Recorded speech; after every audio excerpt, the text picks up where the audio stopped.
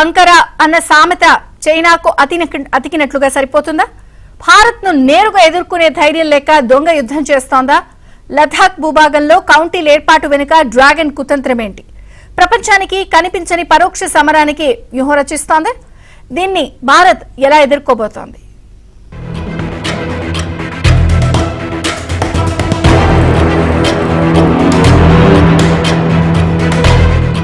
సరిహద్దుల్లో dragon country మళ్లీ రెచ్చిపోతోంది. భారత్ పై విషం చిమ్ముతూ కనిపించని కయ్యానికి కాలు తువ్వుతోంది. సరిహద్దుల్లో చైనా దుందుడుకుడు చర్యలు కొనసాగిస్తూనే ఉంది. భారత్ తో సరిహద్దు వివాదం పరిష్కారానికి ఓవైపు చర్చల దిశగా ప్రయత్నాలు జరుగుతున్న వేళ చైనా తన బుద్ధిని మరోసారి బయటపెట్టింది.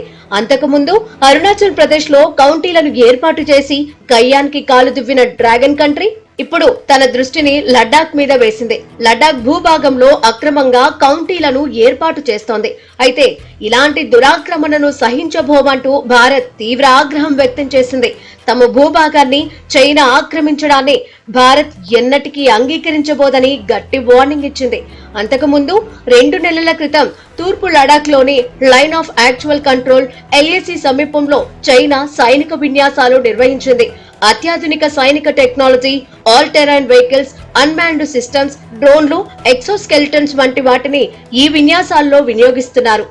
చైనా తీరు చూస్తుంటే దొంగ దెబ్బకు ప్రయత్నిస్తోందా అన్న అనుమానాలు వ్యక్తమవుతున్నాయి.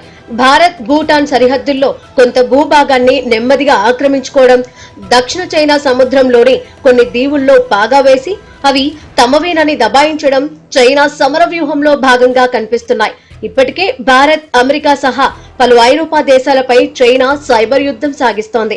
భారత్ లో విద్యుత్, రేవులు, ఆసుపత్రులు, రక్షణ సంస్థలను చైనా హ్యాక్ చేయడం శరామామూలైంది. భారత్ తో ఓవైపు సంఘర్షణ పరిస్థితులు సృష్టిస్తూనే శాంతి సయోధ్య మంత్రం జపించడం డ్రాగన్ కన్నింగ్ బుద్ధికి నిదర్శనమంటున్నారు పరిశీలకులు. ఆసియాలో భారత్ తో ప్రపంచవ్యాప్తంగా అమెరికాతో నేరుగా తలపడకుండా ఇలాంటి దొంగ యుద్ధాన్ని సాగించి పై చేయి సాధించడమే లక్ష్యంగా చైనా పన్నాగాలు పండుతున్నట్లు పరిశీలకులు హెచ్చరిస్తున్నారు.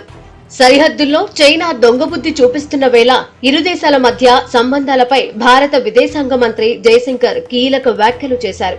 సరిహద్దుల్లో చైనా తీరు అభ్యంతరకరమన్నారు. ఈ క్రమంలోనే 2020 గల్వాన్ లోయ సంఘర్షణపై జయశంకర్ చురకలంటించారు. గల్వాన్ లోయ సంఘర్షణ సరైనది కాదన్నారు.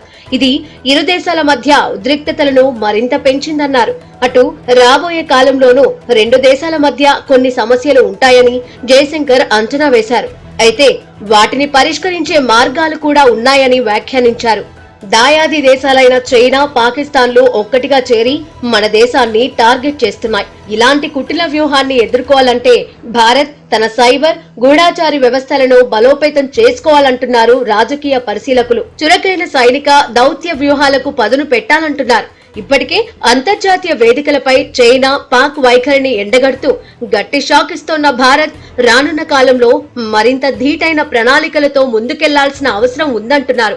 కాగా సరిహద్దుల్లో చైనా యాక్టివిటీస్ తో భారత దళాలు సైతం అలర్ట్ అయ్యాయి. ఈ క్రమంలోనే సరిహద్దుల్లో మౌలిక సదుపాయాల పురోగతిపై ప్రత్యేక దృష్టి సారించినట్లు భారత విదేశాంగ శాఖ తెలిపింది. చైనాతో ఎలాంటి యుద్ధానికైనా సిద్ధమని, ఢీ అంటే ఢీ అంటూ రెడీగా ఉన్నామని వార్నింగ్ బెల్స్ పంపించింది.